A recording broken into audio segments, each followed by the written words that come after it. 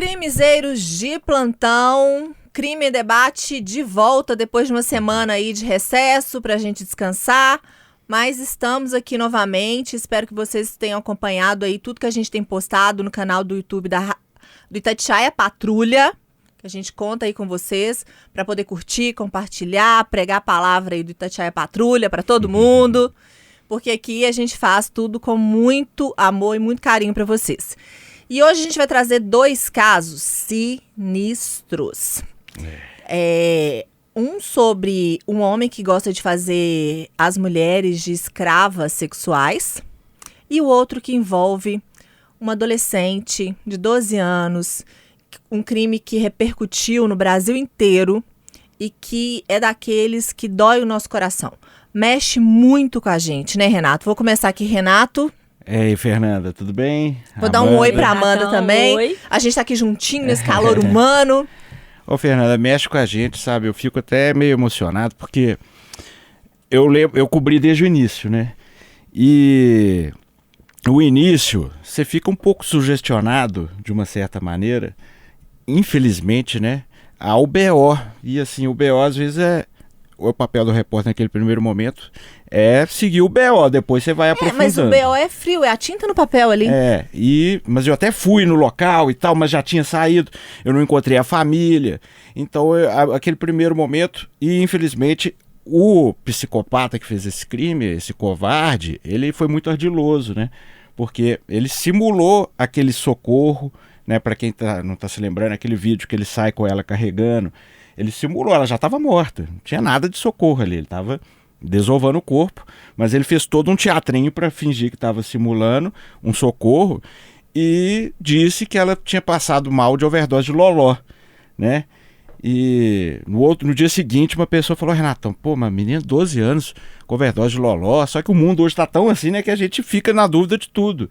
E aí depois a gente percebe que foi uma estratégia pro cara desqualificar a vítima, né? Assim, uma criança, pré-adolescente. Qual que é o nome dela e onde que aconteceu? Ana Luísa, no bairro Bela Vitória. Então, aqui em Belo Horizonte mesmo. E no outro dia, né, a Jerusa Drummond me ligou no outro dia de manhã, tem um cara aqui que é o cara que cuida do estacionamento aqui, manobrista, não sei o quê, falou pra você ligar pra ele, porque ele tá muito chateado com que esse criminoso disse, porque ela era uma menina especial, tinha um certo problema psicológico, ele jamais ia usar droga.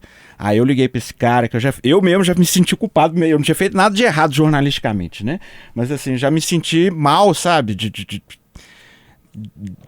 ver a pureza ser destruída daquele jeito ali, né? E aí eu já liguei pra esse cara, que aí já ligou pro amigo do pai, que já ligou pro pai, e aí consegui fazer essa rede toda aí pra gente poder ouvir a família no dia seguinte, né? E aí, depois, a gente, com o trabalho da perícia, né, de tudo mais, da investigação, que foi muito boa e muito rápida, né? Você vê que o cara, na verdade, ele só queria estuprar a menina, né, e matar. Nossa, Fernanda, esse crime me abalou muito, sabe? E a menina é colocada assim, como se fosse um saco de lixo, né? Depositada assim no chão, sem vida já. E ele tinha alguma ficha criminal, Renato? Tinha, o pior é isso, Fernanda. Ficha criminal sexual. Com 12 anos de idade, ele estuprou uma criança de 5. Ai, Renato, pelo amor de Deus. E aí, em 2021, estuprou uma menina de 13, que no BO, aí eu volto a falar com o BO. Ele ainda era uma criança estuprando outra criança.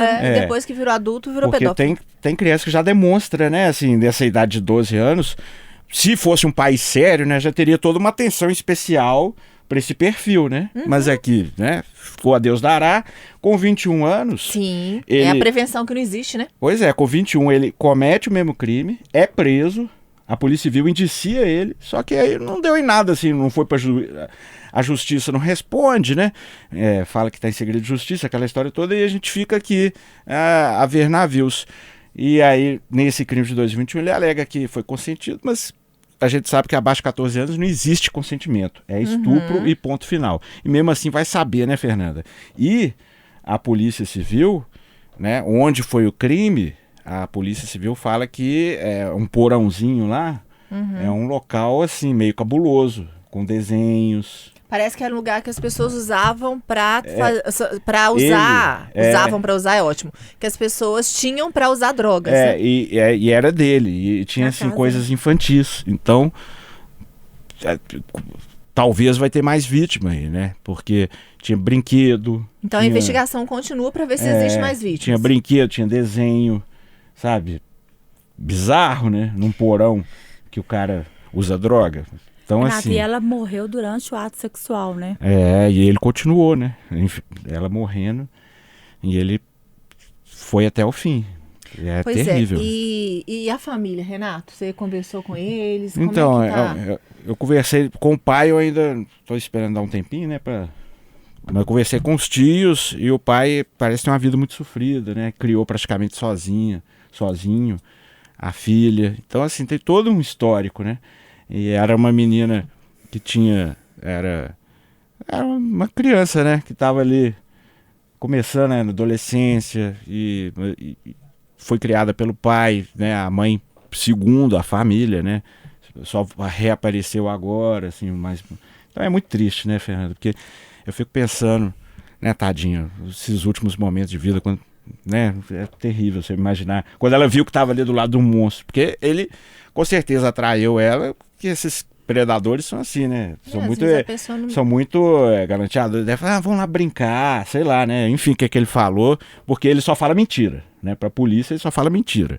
Então a gente não sabe qual a estratégia que ele usou para atrair a vítima. Renato, te ouvindo, eu lembrei aqui da história também, a gente falando sobre o Brasil não ter uma política de prevenção, de tratamento, de acompanhamento desses criminosos, né, esses assassinos em série, estupradores em série, que precisam realmente de algum tipo de tratamento.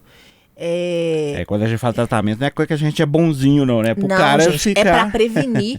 Com 12 anos ele cometeu isso. Alguma coisa tinha que ter sido feita. Essa pessoa tinha que ter um acompanhamento. Exatamente. Pelo menos, né? Não estou dizendo que é para encarcerar um menino de 12 anos, não.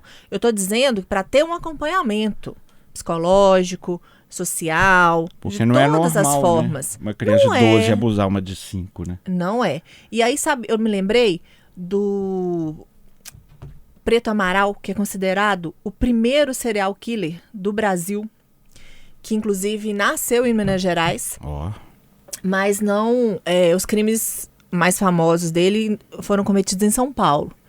E ele matava crianças. Por quê? Ele matava essas crianças e depois que essas crianças estavam mortas, ele as estuprava, ele era necrófilo. Credo. E o que se tem nas histórias que a gente ouviu sobre ele, as biografias, é que ele tinha um órgão sexual muito avantajado. E nem as mulheres ditas da vida da época, né, aceitavam transar com ele. Então ele matava as crianças e depois estuprava as crianças. Credo. Então é muita maldade. E isso lá no século passado. Na década de 20.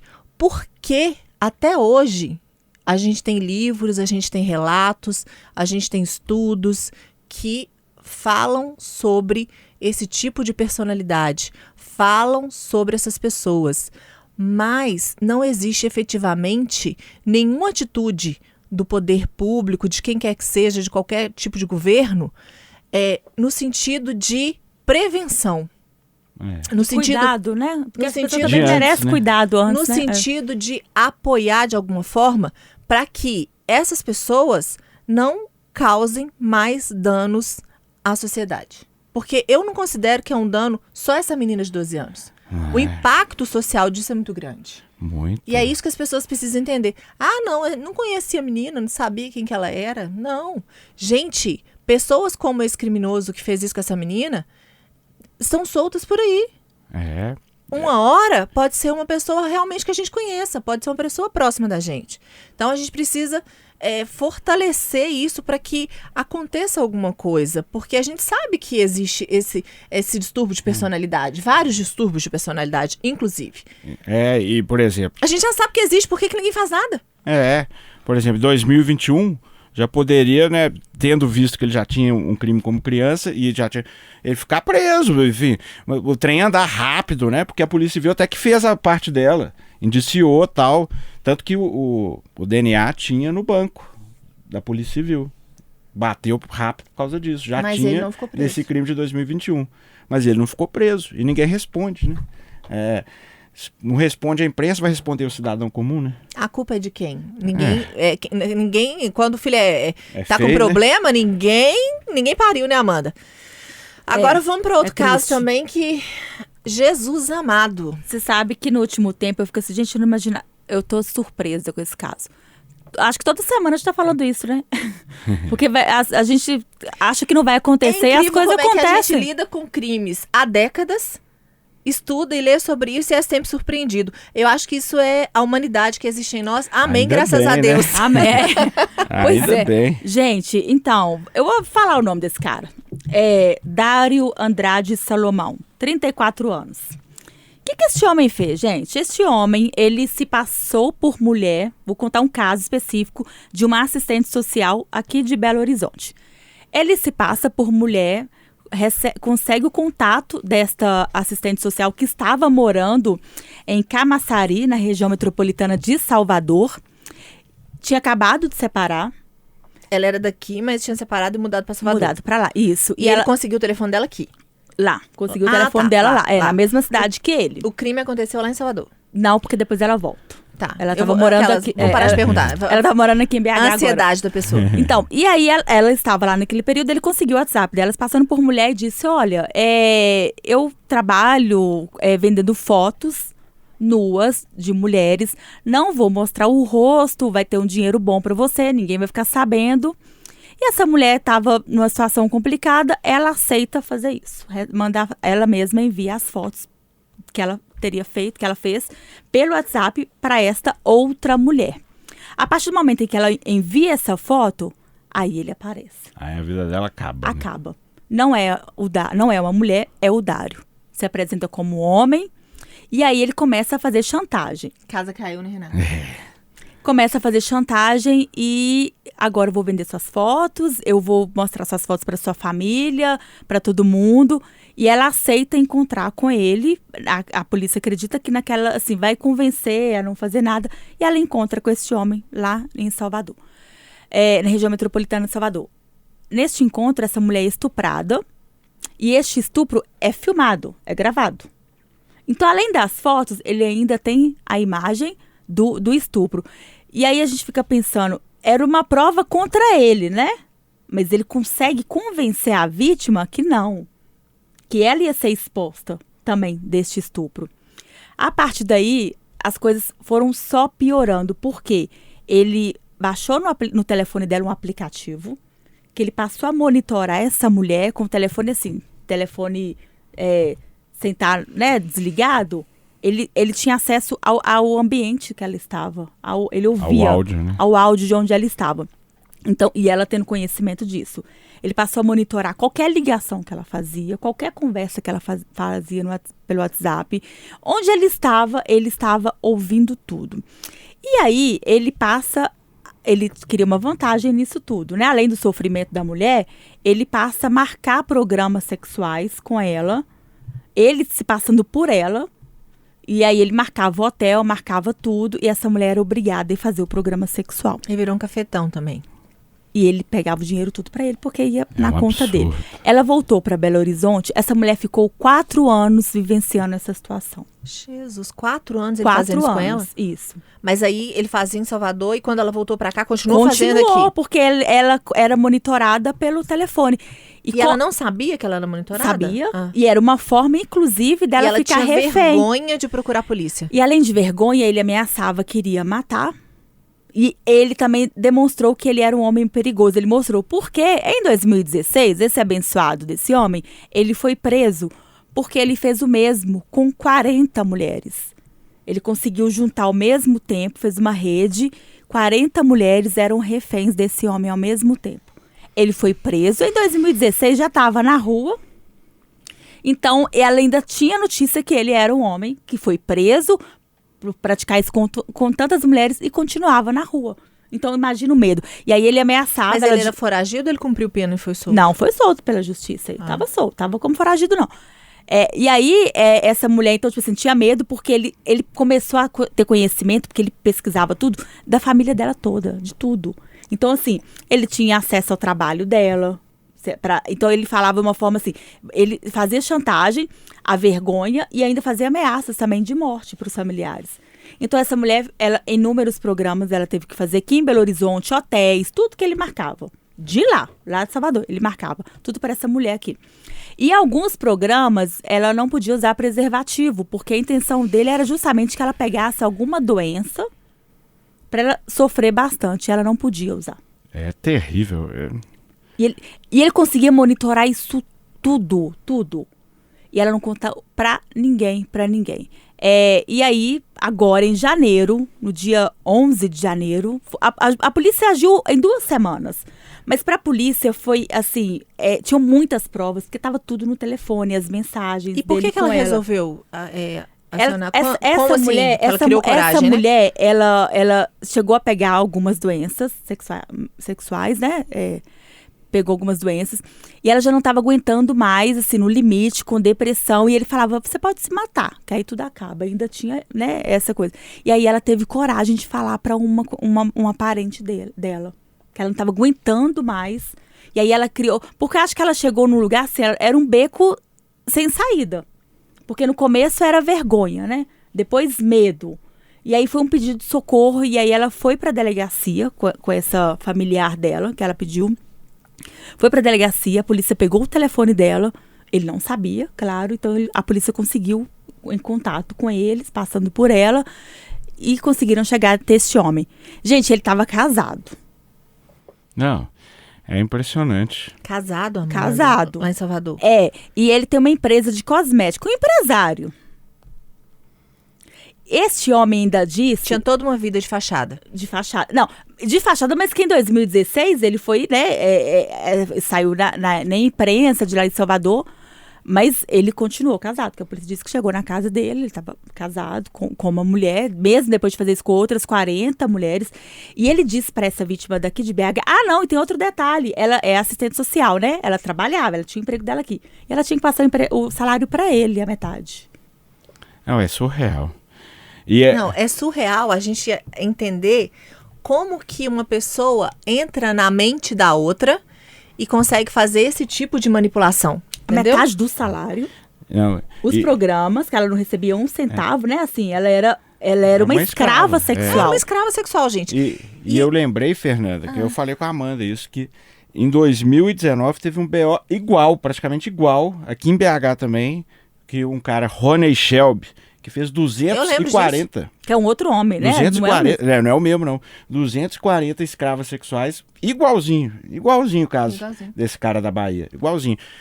Via uma mulher, fragilidade, pediu um nude, falava que ia vender, que não sei o quê. A partir daquilo ali, fazia a vida da mulher um inferno, e esse aí obrigava até elas a fazer zoofilia, cabuloso. Lembro, Renato, é só piora. E esse moço foi preso, Amanda? Foi preso. Está preso? A Polícia Civil daqui, né? Agora na última semana, o que a polícia fez? Em 2 semanas, a polícia conseguiu, né? Tinham várias provas no telefone dessa mulher. E foi pra Bahia, pra cidade dele. Os policiais ficaram lá 4 dias monitorando. E ele foi preso em casa. Está preso.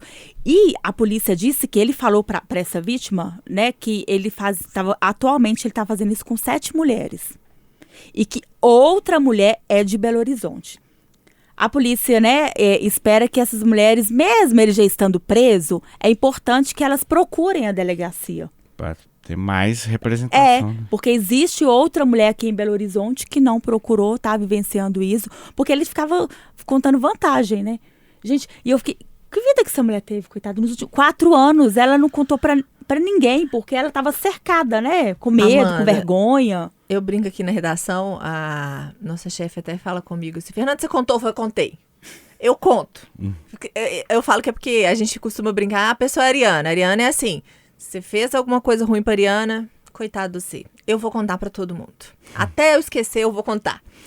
E eu acho que, brincadeiras à parte, as mulheres precisam entender, e eu tô falando especialmente para todos vocês que estão aí no nosso YouTube, e eu sei que vocês estão aí, a gente não precisa da outra metade. A gente pode ser completa. Não tem problema nenhum a gente ser sozinha. Se você arrumar uma pessoa bacana, um cara, gente boa, ótimo. Se não, ótimo também. Porque a gente foi criada numa sociedade que, como diz a música, a metade das laranjas. Não tem que ter metade da laranja. Você tem que ser completo e tem que se relacionar com a pessoa completa.